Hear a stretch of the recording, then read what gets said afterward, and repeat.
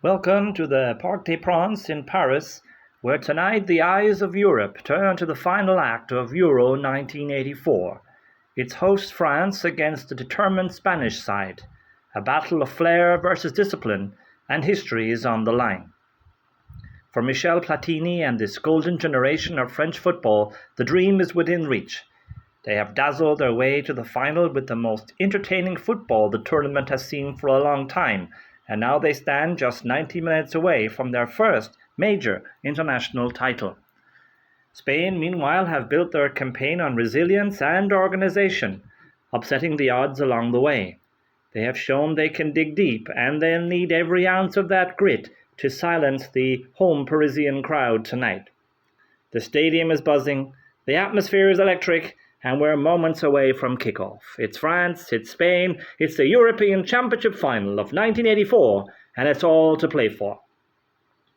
Team news before the game has France making a single change to their team, with Bruno Bellon coming in to replace Didier Sis.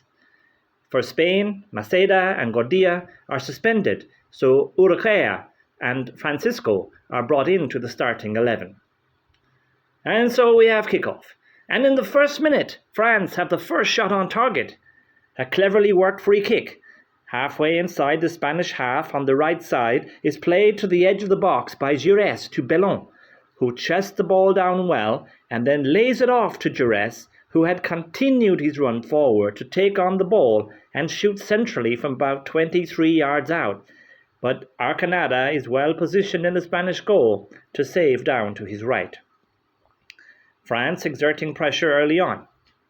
Tigana surges through the Spanish midfield, avoiding a nasty challenge from behind from Carrasco, before passing to Lacombe at the edge of the box, who is in turn brought down for a free kick in a dangerous position for France.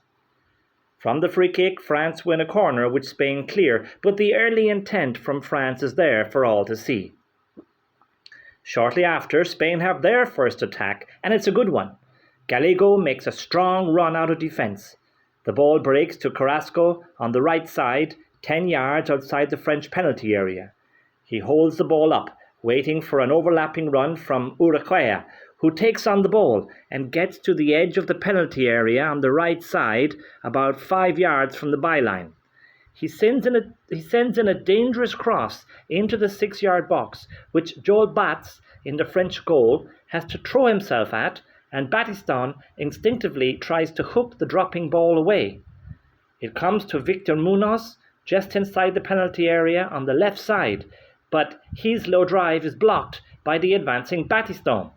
The ball falls on the D of the penalty area, and Francisco tries to volley it with his right foot, but Batz is able to watch it go tamely past his right post.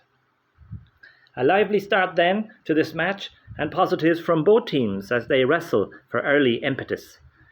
The interplay between Platini, Tigana and Giresse is a sight to behold, truly one of the greatest midfield trios of all time. Spain, of course, aware of this and know that they cannot give these players any time on the ball. Of the three tonight, Platini is building from the back, while Giresse is adopting a more forward role with Tigana moving between the two. Their fluidity, though, allows them to switch roles intuitively. France have started the game with high intensity, and Spain are trying to match them. Carrasco is looking energetic for Spain, turning up one moment on the left wing and then on the right. Santillana has not been involved in the game for Spain up to this point, and now the Real Madrid centre-forward is dropping deeper to try to affect the game more. In the 12th minute, after a period of pressure from France, the ball falls to Bellon on the left side of the penalty area. He flashes across first time into the 6-yard box where Lacombe is unmarked, but the ball has too much pace on it and the Bordeaux player can't get the touch that surely would have resulted in a goal for France. Spain, though, are not lying down, always looking to get on the front foot. In the 17th minute, Francisco goes down in the box with Bossis in close attendance. The referee waves play on, and there are no protests from the Spanish player. In the 18th minute, another good chance for Spain. A free kick on the right side, halfway inside the French half, is played deep to the left side of the 6-yard box, where Santillana rises above Leroux to loop the ball back across the 6-yard box. Bats now is in no man's land, and the ball bounces dangerously on the right side of the 6-yard box. The incoming victor must surely think he has an open goal in front of him, but Tigana matches his run and is able to get there first and head the ball against the Spanish player and out for a goal kick.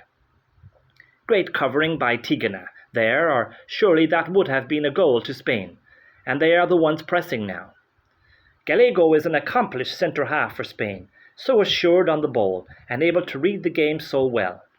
He's linking up well with Francisco in midfield, who has also been having a very good game, always looking to drive Spain forward and overshadowing the French midfield trio at present. In the 26th minute, there is a flashpoint, with Gallego bringing down Bellon, who was trying to break with speed down the left wing. Words are exchanged between players and referee, and Fernandez for France also finds his name taken for something he said.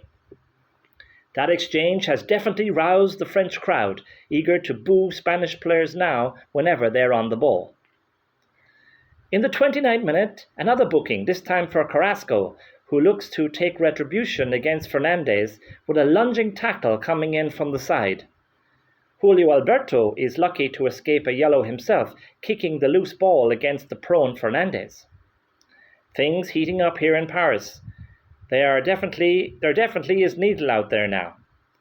While passion is to be applauded, both sets of players need to be careful that they don't go too far. Spain have definitely been bossing this game the last 15 to 20 minutes. Julio Alberto has been a good outlet for Spain down this left side.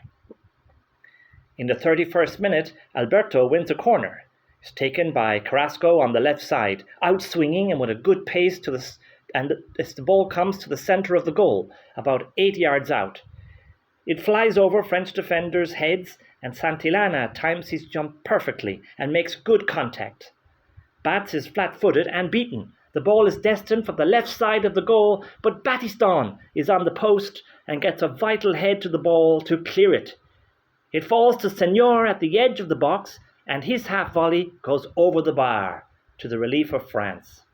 Spain are very unlucky there, and must be feeling that they deserve a goal.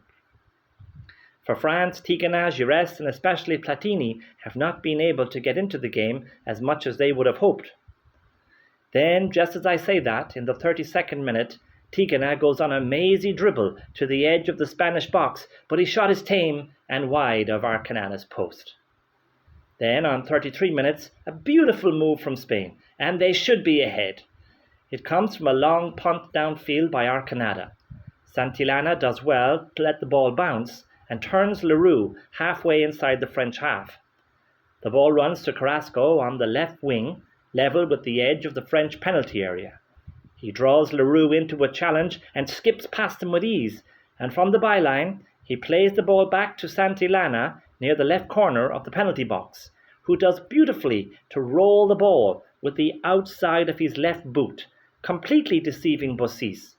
The Madrid striker is now 10 yards out, but has to stretch to get to the ball before Fernandez, and in so doing drags the ball badly wide. Spain should be ahead by now, and France have not got going in the second period of the first half, but Spain will know that that won't last forever. It's the old adage of taking your chances. But that was a beautiful move by Spain. The home crowd will be disappointed with what they've seen from their team up to this point. In the 39th minute, Julio Alberto is again very lucky to avoid a yellow card for a heavy challenge on Tigana by the byline, just outside the penalty box. As we approach the end of the first half, France beginning to see more of the ball again. However, in the 44th minute, Victor dispossesses Tigana on the halfway line. The ball falls to Carrasco, who drives at the French defence. Bossis goes to ground early, but Carrasco evades the challenge and is past him and breaking into the box on the right side. He tries to get a shot off, but Leroux comes across to challenge and deny the Barcelona winger, who seems to be exhausted by the end of that run. And that is the last action of the first half, a half that Spain will be disappointed that they're not a goal ahead. France will also be disappointed, but with their performance thus far. and they will be happy to reach half-time still all square. Half-time, so here at the Parc des Princes, it's France 0, Spain 0.